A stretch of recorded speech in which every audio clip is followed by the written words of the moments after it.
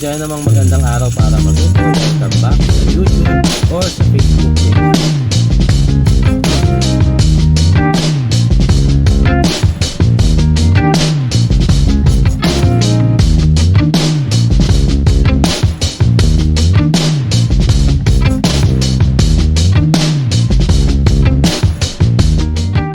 Isa namang magandang araw para ba to? Welcome back sa YouTube channel natin or sa Facebook mo ito pinapanood. This episode, wala na tayong intro-intro. Let's go straight to the point.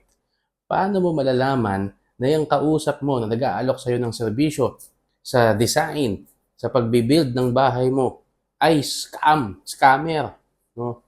Naglipa na sa Facebook at sa social media mga nag-aalok ng libre plano. Ito, ganito lang ang sa halagang 200,000 may two-story ka na bahay. Kami na bahala sa perspective, kami na bahala sa plano. Nako, mag-ingat kayo dyan kasi scammer yan.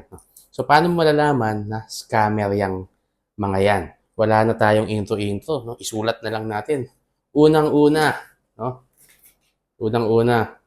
Wala siya nito. Hindi, joke lang. Ito, wala siyang lisensya. Walang license. Anong pinanghahawakan niya na legal na dokumento para pwede mo siyang habulin kapag ka nagkabudilyaso kayo?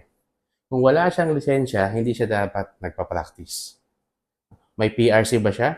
Kung siya ay architect at siya ay engineer daw, nasaan ang lisensya niya? Kung siya ay contractor, nasaan ang lisensya niya galing sa SIAP? Meron ba siyang PCAB? Kung siya ay legit, nasaan ang papel niya? Anong mga dokumento ang nagbibigay sa kanya ng karapatan para mag-alok ng serbisyo ng isang builder? Kung wala, huwag kang makipag-usap sa kanya. Lolokohin ka lang yan. Yan yung una. No? Pangalawa,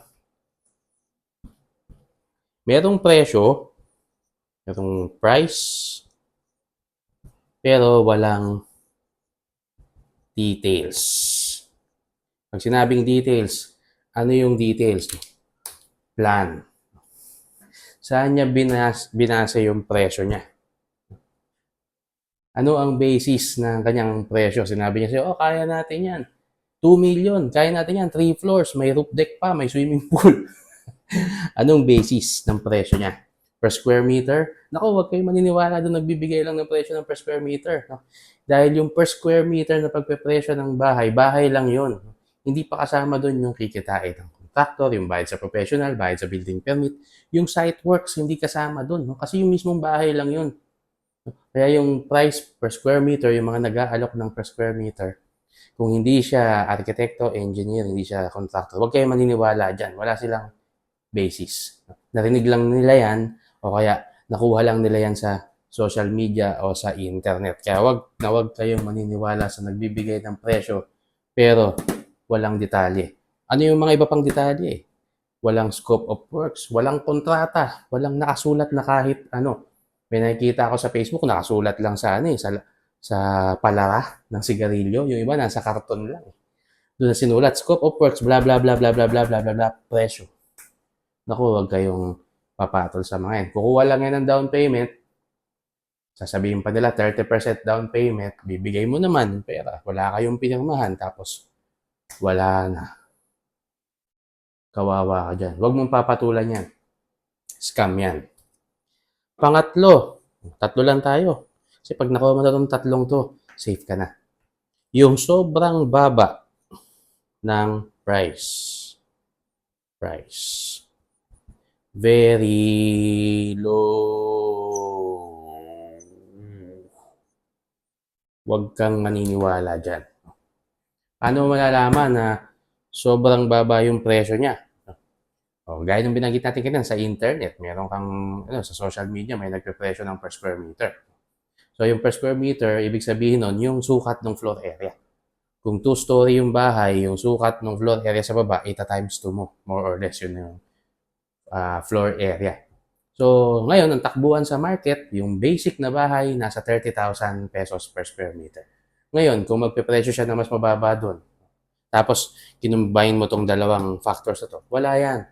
Scam yan. Kukunin lang niya yung pera mo, down payment, mawawala na yan. So, ano ang antidote para hindi ka mag-fall sa mga kalokohan na yan na inaalok ng mga nasa social media? Number one, anong pangontra dun sa walang lisensya? Makipag-deal ka lang sa may lisensya. Ito ay yung mga professionals, kaya ng architects, engineers, mga licensed na contractors, at yung mga meron talagang license to operate, mag-alok ng serbisyo sa pagtatayo ng mga structures. Pangalawa, yung walang detalye pero may presyo. E di hingan mo ng detalye. Ano yung scope of works, plano, no? At least man lang meron siyang detalye ng floor plan, elevations, yung basic na architectural, no? At ano yung services na ibibigay niya sa'yo. At meron siyang written na contract draft man lang. No? Kung ano yung mga mapagkakasunduan nyo, ano yung mga kasama sa presyo niya, ano yung mga hindi kasama. So, dapat meron kayong details. Pangatlo, yung very low yung presyo. E di mag-compare ka. Magpa-quote ka sa dalawa o tatlo na mga service providers. No? Tapos, dapat yung tatlong o itong dalawang factors na to, makikita mo sa kanila. Tapos, syempre, dahil makakakita ka na ng presyo ng dalawa o tatlo, mas maganda kung tatlo, makukumpara mo ngayon kung sino yung mababa. At most of the time, yung pinakamababa, delikado yan. So, mag-settle ka dun sa nasa gitna yung mid-range. Kasi nasa gitna siya ng pinakamataas at ng pinakamababa. Most of the time, yan yung safe. Kaya huwag kang maniniwala na mababa, hihingan ka ng down payment, pipirma lang kayo sa yellow pad, tapos na. Most of the time, yan yung mga nangiiwan sa project. Itong mga ito, yung may presyo pero walang detalye, ito yung mga pagka naitayo na sa simula, hindi na kakalagitnaan, humihingi na ng dagdag. Bakit? Sasabihin, hindi po natin kasi napag-usapan yan. Hindi namin akalain na ganyan pala yung papagawa niyo. Malabo yun. Lolokohin ka lang yan. Kaya wag kang magfo-fall sa tatlong bagay na to. Otherwise, kawawa ka.